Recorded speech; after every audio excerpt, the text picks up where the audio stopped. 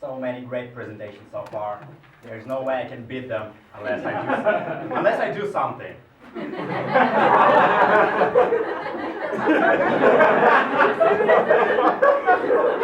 Before you see me naked, I'd like to ask you a question. If any one of you has ridden an electric vehicle, anyone? Well, surprisingly, quite a few. But all in all, the situation is that it's not that common in Finland. However, the situation is different in Norway. They have the most electric vehicles per capita than any other country in the world. And that's a fact. Especially in Oslo region, which is the capital, of course. And fun fact, almost all of these electric vehicles are private cars. For example, the public transportation system of Oslo has almost 900 diesel buses and 0 electric buses. But that's about to change. Ruter, the public transportation authority for Oslo, wants to have 200 electric buses by year 2020. And eventually they want to have 1,600 buses, electric buses, in the future. Well, that means that in the future the buses won't be filled up with diesel, but they will be charged. Let me ask you another question. What happens if you plug too many electric devices to the same power outlet at your home? Of course, you will blow the fuse. Now, what if you start charging 1,600 electric buses at the same time, with every single bus drawing energy at the highest possible rate? I mean, what can possibly go wrong? Yeah, well, you will basically end up in the same car, but on a larger scale. Bam! Whole city is dark, blackout, everybody is in panic. So, that's the problem. Well, it's one of many problems that need to be solved in order to electrify the public transportation of Oslo. That's basically the same problem. I mean, you need to provide energy for the buses to survive during the day, to provide the smooth and valuable service for the customers in a timely fashion. That problem is similar to the problem we struggle with every day.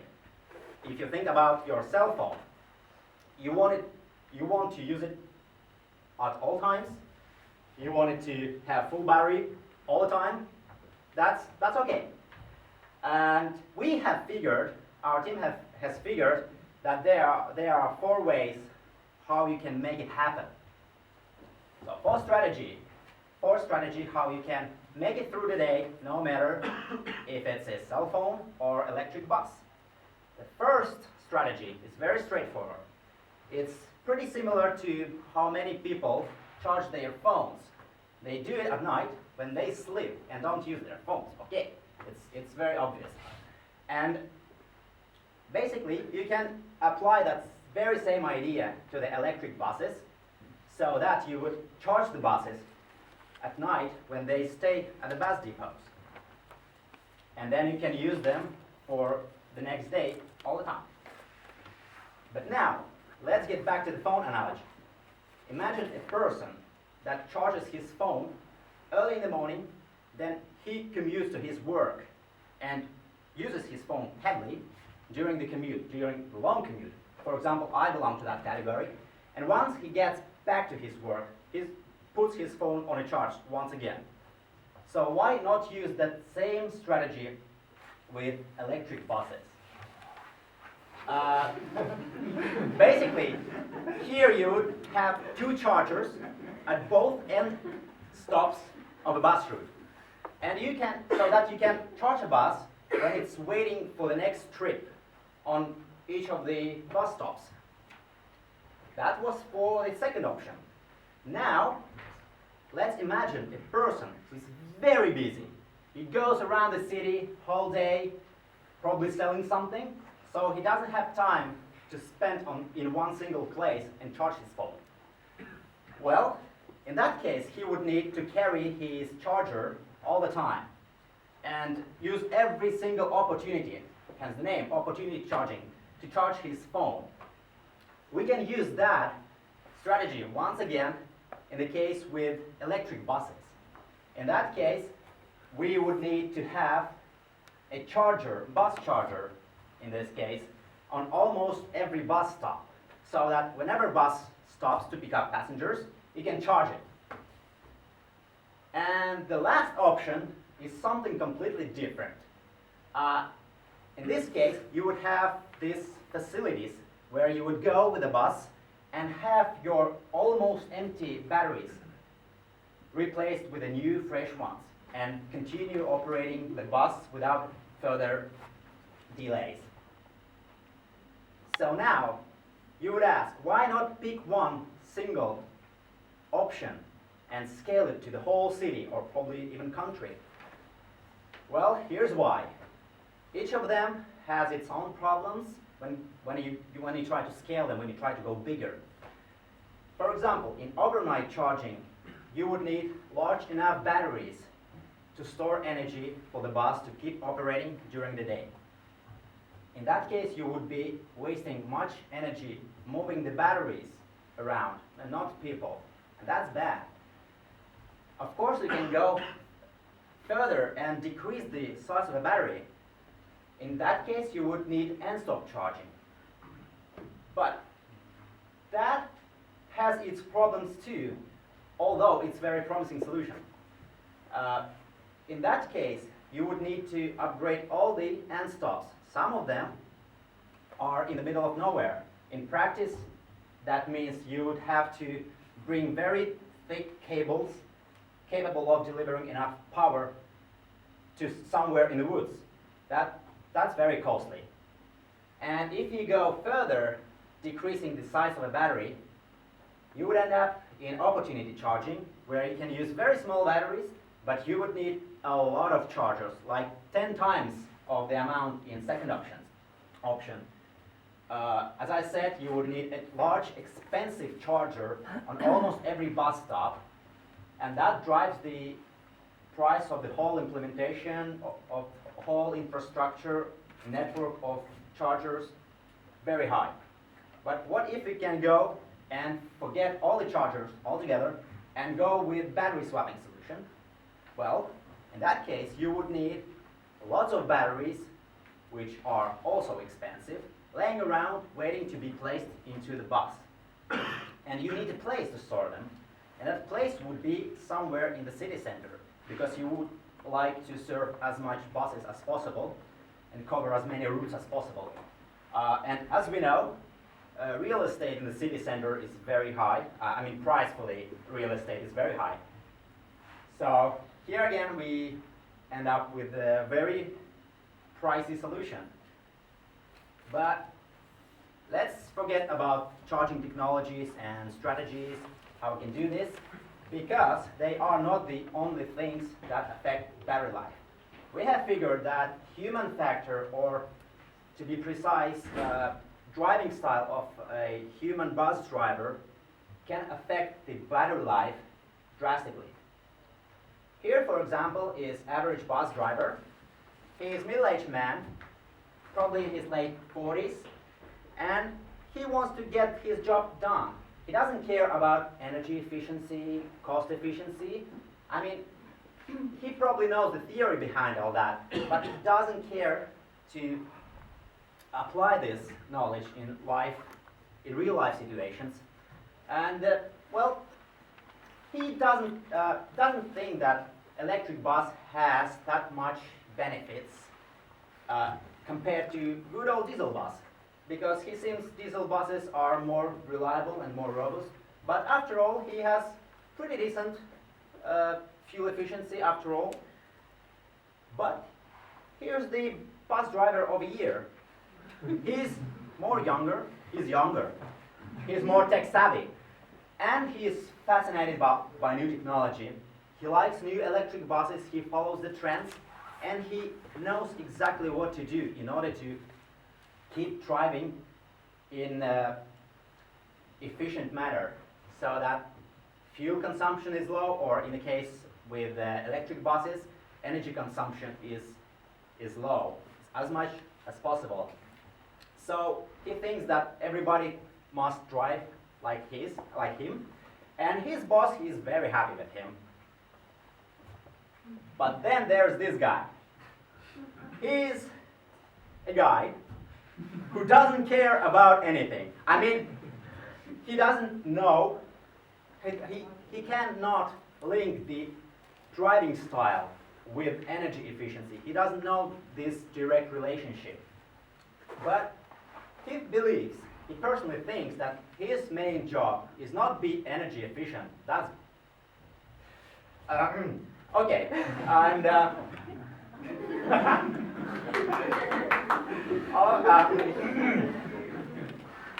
he thinks that his job is to provide valuable service to the customers, and he actually is succeeding to do so because customers are happy, nobody complains except for his boss. So, keeping these challenges in mind, we want to come up with a solution which is a combination of different charging technologies, charging strategies that would be scalable, first of all, and that would work for all type of bus drivers, even for the worst ones. And we also want this solution to be smart and sustainable. And these are not just buzzwords. By smart, I mean we want it to fit well into the futuristic concept of a smart city, where you would have smart shoes, smart hospitals, and autonomous cars. Beams! Now, you would ask, who are these young, brave, and, let's face it, handsome people who want to deal with a solution and who want to change the world? Well, here we are. Our team is the collaboration between Aalto University and HBV from Norway. I don't know how to pronounce the full name of the university, so sorry. And we are not alone. We are backed up by a lot of corporations and organizations. These are our major stakeholders. Honorable mention.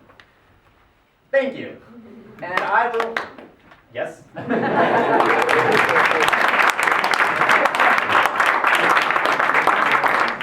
would like to ask my team members to step here to ask your questions that you probably have.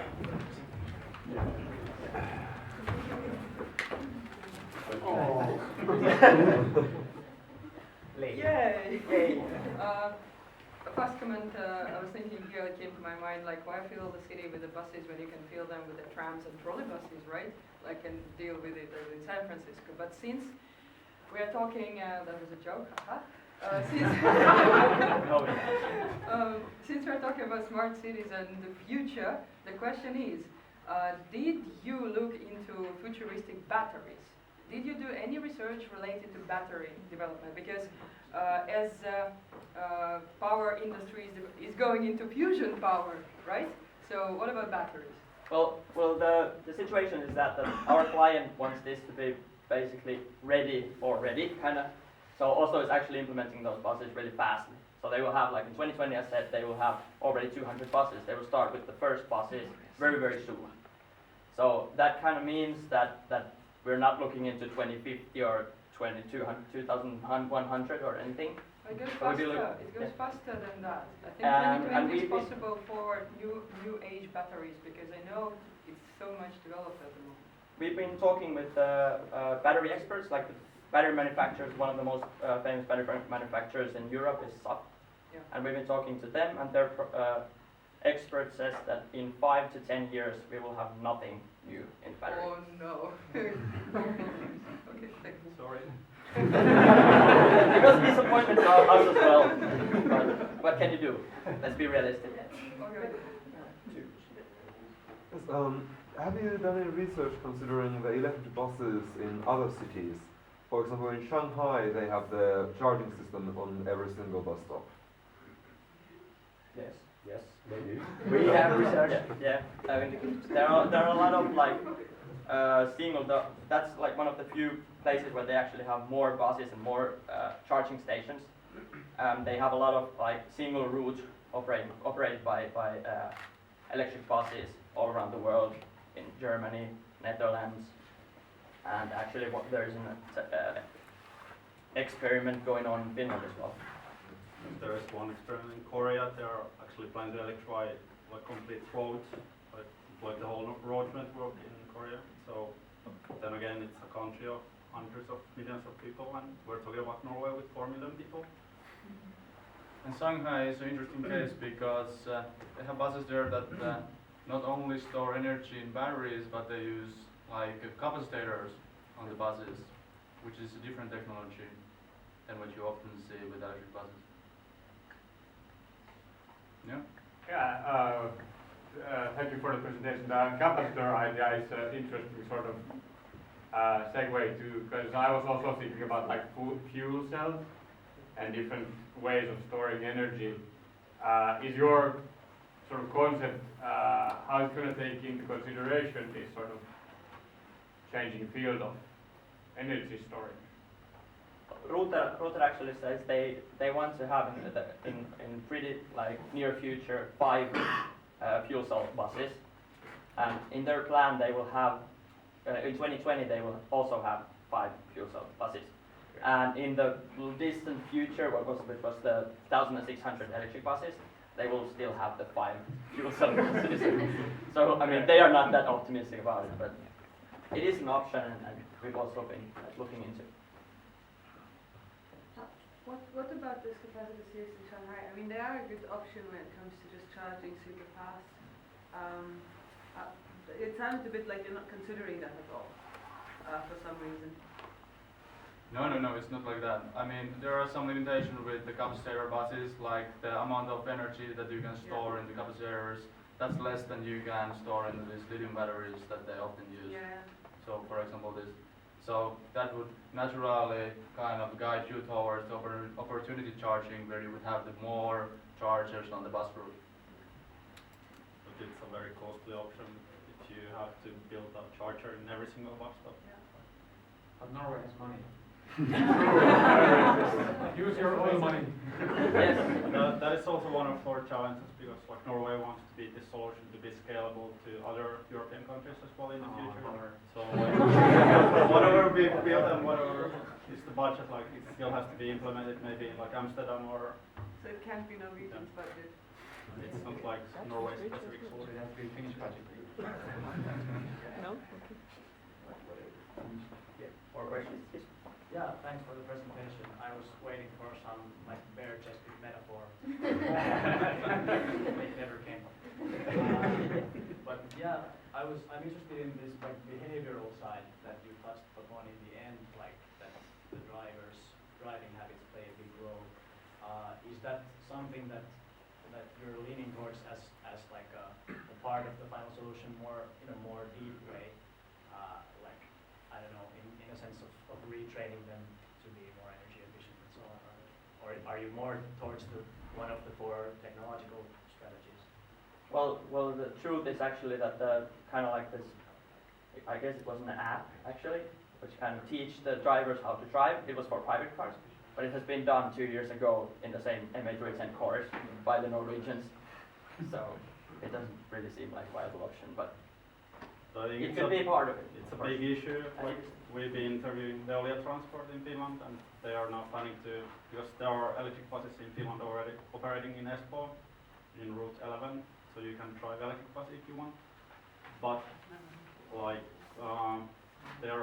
their drivers don't know how to drive electric buses, and they are given this brief education, like this is electric bus, you can drive it. So we interviewed one bus driver, for example, who was trying electric bus for the first time, and he didn't know what was the battery, how much battery was left in the bus. So, yeah. Yeah, I was just how is it different driving an electric